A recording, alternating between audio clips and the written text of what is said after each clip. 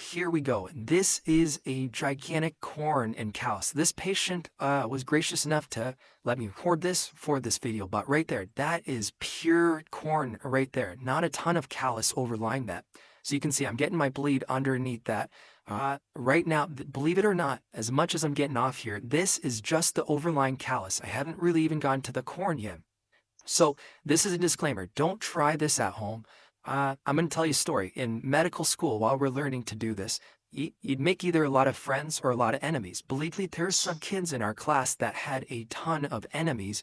You don't want somebody with jittery hands practicing on you doing this. But anyway, back here you can see I'm starting to get to that central pit there.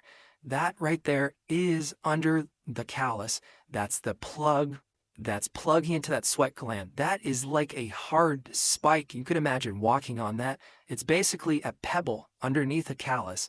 Look at that. That is bruised, dry blood underneath there.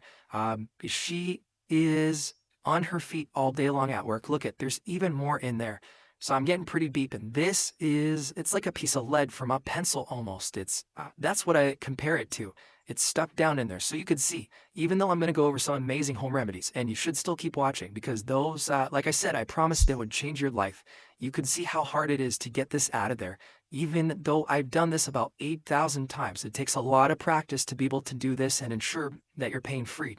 Because sometimes when a patient comes like this isn't even that bad of a foot, even though she has a lot of pain. When you're trim popping out like 20 of these on somebody's foot, you got to do it efficiently and you got to do it safely, because if you cut the person's foot, they will dislike you and they're going to have a hard time walking, and you will have a hard time walking for probably at least a few days, and you'll be out of action. So you got to be very safe and do not use an actual blade at home. Be safe with the pumice stone, as we'll show you. So see, this one's more of a callus. This is less of a corn, more of a callus. You could see it's